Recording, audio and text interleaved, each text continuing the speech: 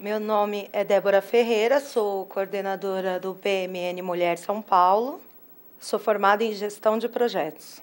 Eu entrei para a política por desenvolver um projeto direcionado para a mulher brasileira. O PMN me atraiu pelos projetos, né, pelos projetos apresentados e pela forma de idealizar a política. Hoje, um dos maiores problemas que a mulher tem enfrentado é a violência. É a violência doméstica, é a violência moral, tudo isso que vem através de uma educação. Então, hoje, o nosso estado de São Paulo precisa levar a mulher brasileira as informações que ela pode brigar pelos seus direitos. O PMN leva palestras às pessoas, falando um pouco mais sobre a Lei Maria da Penha, que vai abrir um pouco os caminhos para as pessoas, para as mulheres mesmo, ter real entendimento de como funciona a Lei Maria da Penha. Né, que isso é vago. Hoje sabemos que ela existe, mas não é colocada devidamente em prática. E, através do PMN e as palestras, vai abrir as informações para as mulheres brasileiras, né, e principalmente no estado de São Paulo. O PMN tem levado a vários estados, né, as informações sobre a saúde. A expectativa da mulher do PMN para o futuro é colocar um pouco do nosso toque feminino de mãe, de cidadã, e tentar fazer com que as pessoas tenham uma vida melhor ou possam confiar e acreditar um pouco mais na nossa política. Meu nome é Miriam Massarolo, eu sou advogada, militante, também sou jornalista e sou presidente nacional do PMN Mulher. Eu entrei para a política, para ser bem sincera, um pouco no susto. Eu não era muito favorável, como a maior parte das mulheres, eu encarava a política como algo assim meio sujo, meio corrupto. Então, não me interessava. Era um caderno do jornal que eu costumava jogar fora. Mas, com o tempo, a minha família sendo muito presente nessa área, eu acabei sendo obrigada a ouvir, pelo menos na hora do café da manhã, no almoço e na janta, acabava ouvindo sobre política, fui me interessando e fui descobrindo que não existe nada sem política. Se você não tiver política como fonte, você não consegue resolver nada, nem nesse país, nem no mundo. Eu acredito no PMN. Eu acho que o PMN é um partido que ainda é fiel às suas ideologias. Eu acho que o PMN é um partido que não fecha as portas para as pessoas, permite que as pessoas cresçam, que as pessoas mostrem o seu trabalho. E, justamente por acreditar no PMN, eu não poderia fazer parte de nenhuma outra legenda sem ser essa. Eu não sei falar muito sobre o meu estado, porque, na realidade, o PMN, para mim, ele é um trabalho nacional. Então, eu tenho que ter uma visão ampla, eu tenho que ter uma visão da nação. Eu ando muito por todos os estados e, nesse andar pelos estados, eu vejo que os problemas eles se repetem. Em número, às vezes, um pouco mais elevado num lugar do que no outro, às vezes, uma situação mais grave num lugar do que no outro, mas as mulheres sofrem violência do norte ao sul no país. As mulheres sofrem discriminação em todos os estados do país. As mulheres ganham mais, ainda que façam a mesma coisa. Desculpa, não é nada disso. As mulheres ganham menos, ainda que façam a mesma coisa em todos os lugares do país. Lógico que existem exceções. Essas despontam. Mas a grande maioria sofre os mesmos problemas. Problemas com o marido, com o filho, com a família. E eu acho que a função de uma política, a função de uma dirigente política, é levar para essas mulheres soluções, ou, pelo menos, trabalhar com elas formas de minimizar esses problemas. Num país tão carente como o Brasil, você falar em políticas femininas, você tem que falar de tudo, de tudo. A gente precisa de tudo. Mas nós acabamos de ter o nosso primeiro encontro nacional. E, nesse encontro nacional, nós levantamos logo de cara 3 bandeiras. A primeira bandeira a ser trabalhada é a bandeira da violência contra a mulher. Não só acenando com a lei, mas fazendo com que ela entenda o que essa lei propõe e que ela possa refletir e utilizar ou não essa lei. Ela não pode agir de uma forma impetuosa, num momento de nervoso, por exemplo, mas ela também não pode deixar de agir se não for simplesmente um momento, mas se for uma constante na vida dela, a situação que ela está vivendo. Também é importante que a mulher entenda que a violência não é só uma violência física. Muita gente encara que violência é eu apanhei. Não é isso. A violência ela pode ser emocional, ela pode ser psicológica, ela pode ser 1000 tipos de assédio. E toda mulher tem que estar consciente dessa variação. Porque se ela não estiver consciente dessa variação, ela nunca vai conseguir enxergar se ela está enquadrada dentro desse problema violência feminina, violência contra a mulher, melhor falando, ou não. A segunda grande bandeira que nós estamos levantando é a bandeira do meio ambiente. E daí nós também temos que trabalhar com as mulheres que meio ambiente não é simplesmente você falar de algo verde, não é você defender as árvores, né, ou a água. Isso também é meio ambiente, mas é um meio ambiente natural. Fora isso, nós temos o meio ambiente urbano, o meio ambiente cultural, e nós temos que defender todos eles. Hoje em dia, uma grande bênção é a informação. Você recebe em tempo real informação no Brasil todo, mas essa mesma bênção pode ser um problema se ela trouxer uma coisa chamada um processo de aculturação.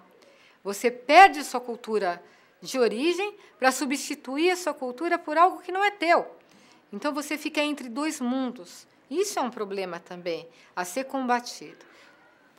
De que forma você pode aceitar e agregar o que for de bom sem perder o que é seu de origem? É uma das nossas bandeiras esse ano também. E uma terceira grande bandeira que nós temos, e isso a gente fala como uma bandeira feminina, mas na realidade é da população como um todo, é a bandeira da saúde. Como usar o que nós temos na Constituição garantido como um direito, o direito de todo ser humano, de todo brasileiro, ser atendido na sua saúde. E esse direito ele vem de um dever que é um dever do Estado. Mas não é o que nós vemos. Nós temos dificuldade em sermos atendidos em postos de saúde, nós temos dificuldades em conseguir um remédio gratuito, ou até mesmo de conseguir um remédio que não seja gratuito, mas mais barato. E eu acho que isso tem que ser trabalhado com as nossas mulheres, tem que ser trabalhado nos nossos municípios, porque a saúde é fundamental. Sem a saúde, não vai adiantar a gente falar nem de violência e nem de meio ambiente. Sem a saúde, a gente não vai ter nada. Eu acho que as expectativas para o futuro da mulher na política brasileira são excelentes. Nós começamos em 32, são 80 anos que nós estamos votando. Ainda estamos no processo de luta pelo espaço. Não tem como negar isso. Não adianta a gente virar e falar assim, não temos os nossos espaços. Não, não temos, mas estamos conquistando os nossos espaços. E quando isso acontecer, eu acho que vai ser uma bênção para a população como um todo, porque assim como um olhar de mãe é especial, um olhar feminino na política também vai ser especial. Eu gostaria de fazer um chamamento, né, a nível municipal, a nível estadual, a nível nacional. Mulheres, acordem, acordem e venham compor conosco. Os nossos quadros estão abertos, as nossas portas estão abertas.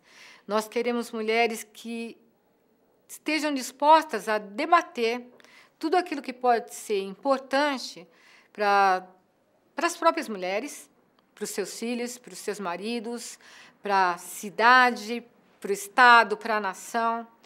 Nós queremos ocupar esses espaços que estão sendo abertos, mas nós queremos que esses espaços sejam ocupados com racionalidade e com responsabilidade.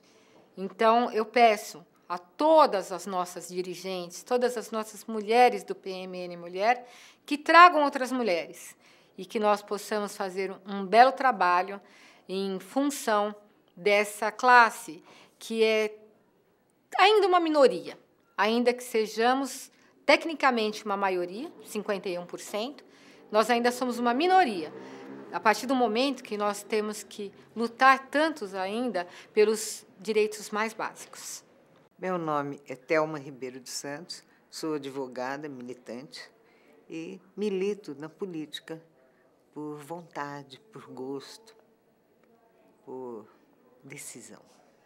A política eu acho que já está no meu sangue.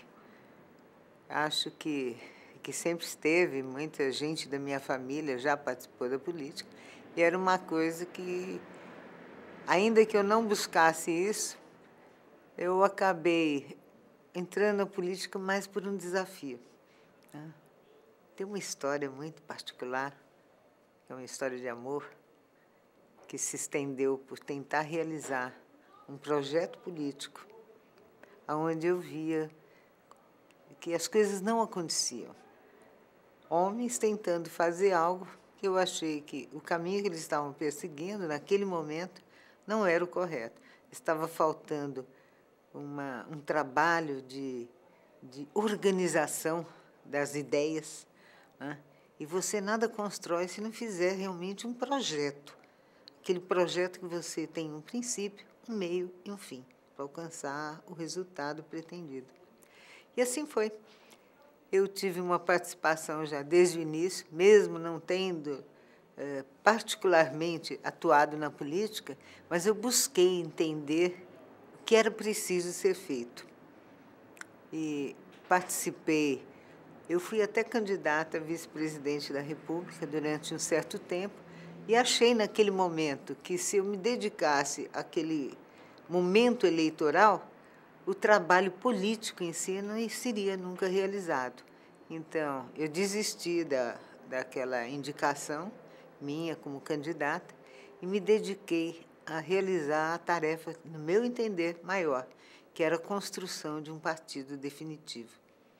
Tive muitos percalços, tivemos momentos que hoje até eles servem, vamos dizer assim, para rir um pouco, né? Situações, porque a legislação determinava a formação de um partido se estabelecendo em pelo menos 1/3 dos estados brasileiros, ou seja, 9 estados. E era uma tarefa, de certa forma, insana, porque você, como eu cheguei a mencionar os companheiros, você tinha de construir um edifício e, se faltasse uma telha no telhado, pronto, tudo perdido. Você tinha de começar desde o início, voltar às fundações. Então, por essa razão, é que eu achei que teria de montar, primeiro de tudo, um plano de trabalho. E esse plano de trabalho foi tentar construir o partido a partir dos estados que tinham o menor número de municípios, já que a obrigação legal era atender 20% dos municípios de cada estado, de cada um desses 9 estados escolhidos. Então, ao invés de trabalhar os estados que tinham o maior número de municípios, como Minas Gerais e São Paulo, eu busquei os estados menores. E, com 70 municípios constituídos de acordo com a legislação então vigente, eu consegui alcançar o resultado em 11 estados. E, no espaço de um ano, o PMN estava com aquilo que lhe garantia o direito de funcionamento e nos garante até o dia de hoje, que é o seu registro definitivo. Foi uma tarefa que envolveu uma dedicação quase exclusiva, né? Fui obrigada a ceder parte do meu tempo profissional para esse trabalho, mas não me arrependo, não, porque eu acho que abriu um espaço para que eu pudesse atrair para essa atividade política pessoas que estavam muito distantes do mundo político, por assim dizer. E o meu objetivo maior nesse momento era mostrar que era possível se fazer política de uma forma séria, certo? Algo que não é o que você vê no dia a dia, as pessoas descrentes, as pessoas acreditando que a única forma de fazer política é através da negociação, que é através de um toma lá da cá, através da obtenção de cargos, disso e aquilo. E eu falei, não, isso não é necessário. A gente tem de saber dividir a nossa atividade profissional, que nos dá a subsistência, da atividade política, que é um bem maior. Você não está fazendo algo para obter para você ou para os seus. Você tem de fazer algo para toda a coletividade. Essa coletividade encerra o Brasil como um todo, esse país continental, que precisa ser visto com outros olhos, com os olhos do amor cívico, eu gostar do meu país. Eu, recentemente, tive a oportunidade de passar por 5 países e descobri com muito sentimento que o que falta ao brasileiro é exatamente isto, amor à pátria. Mas não é só esse amor que você vê cantado nos hinos, não. É o reconhecimento do que nós temos. Eu estive em países onde o café da manhã oferecido nos hotéis é inferior a qualquer hotel de 3 estrelas no Brasil. A abundância que nós temos aqui, o tratamento que nós, mesmo dentro das nossas limitações, oferecemos àqueles que de nós se aproximam. O que nos falta é um trabalho mais organizado, é um trabalho, uma visão profissional de como nós devemos apresentar e oferecer o nosso país ao mundo. Isso é que está nos faltando. Isto é que poderia gerar uma infinidade de empregos em todos os níveis de trabalho que uma atividade de hotelaria, de turismo, obriga a ter, desde um plantador de tomate até um gerente realmente de um serviço de hotelaria. O serviço de turismo, a valorização do que nós temos de melhor, os nossos rios, a riqueza das nossas florestas, nossa, o nosso mar, as nossas praias, tanta coisa linda nós temos para oferecer ao mundo, mas nós não estamos sabendo tirar disso o melhor proveito. Tanto os homens quanto as mulheres no Brasil, e as mulheres em maior quantidade, já que são maioria, têm esse profundo complexo de inferioridade. Isso eu reconheço em todo brasileiro. Ele se sente inferior e não sei qual é a razão. Esse aqui, eu acho que é o único país que é realmente miscigenado. Um país onde todas as raças, todas as religiões, todo mundo consegue conviver. Nós somos algo sui generis, mas o brasileiro não tem essa consciência. Provavelmente pelo fato de que olham de dentro para fora. Quando você olha de fora para dentro, você olha esse solo aqui, você fala, está explicado por que o Papa se ajoelhou e beijou. Porque realmente nós somos diferentes. Nós temos uma grandiosidade, não só no nosso território, como também nesse ser humano que existe aqui. Nós não podemos continuar pecando, deixando evoluir esse processo de decadência do ser humano. O brasileiro é um povo muito bom, gente muito fina, muito amável. Só precisa aprender, primeiro, a não aceitar mais a impunidade, a se indignar com todos os atos de corrupção que ocorrem à solta por aí e tomar consciência dos seus direitos. Quando o brasileiro aprender a agir assim, a se respeitar, eu tenho certeza que isso aqui tudo vai mudar. As bandeiras que nós temos de desenvolver é despertar nas mulheres, que a mulher ela é, vamos dizer, mais persistente, ela encara com muito mais resistência os azares da vida, as dificuldades. Eu sempre digo que as mulheres são grandes administradoras porque elas conseguem administrar um salário mínimo que o marido ganha, né? E fazer isso durar 30 dias. Então, eu acho que as mulheres, no momento em que elas passarem a olhar a política de uma forma, não como algo para ser afastado, mas algo para você dominar, para você realmente assumir no seu dia a dia, no momento em que as mulheres, como grande maioria, passarem a agir dessa forma, eu acho que nós vamos conseguir dar uma outra feição à nossa pátria. Eu não tenho dúvida quanto a isso. porque eu acho que as mulheres, quando querem, elas vão à luta e elas vão em busca daquilo que elas sabem que é o melhor para si. Eu espero que a grande maioria tenha a mesma garra que eu acho que todo mundo diz que eu tenho, né? De não ter medo de encarar o desconhecido, de não ter medo nem vergonha daquilo que não sabe, porque você só não sabe as coisas até o momento que você passa a adquirir o conhecimento a respeito dela. Esse é um momento divisor de águas, né? Eu posso não saber como fazer alguma coisa, a partir do momento em que eu tenho vontade, quero e me dedico, eu vou aprender e pronto, acabou o desconhecimento. Aquilo passa a fazer parte da minha vida, eu posso partir para outras coisas. Eu acho que é isso que as mulheres, basicamente, precisam fazer no Brasil. Elas precisam passar a se interessar por aquelas coisas que não fazem parte, aparentemente, do seu dia a dia. Aquilo que elas acreditam que não lhes afeta, quando, na verdade, afeta sim, afeta em tudo. Desde conhecer como é que se calcula um imposto, né, que está embutido em cada coisa que nos cerca, que nós adquirimos, e tentar saber para onde vai este dinheiro, o que é feito com ele. Será? O que é um orçamento? A mulher tem de saber o quanto é que se arrecada neste país e o quanto se distribui dessa arrecadação realmente para aquilo que nós chamamos bem do povo.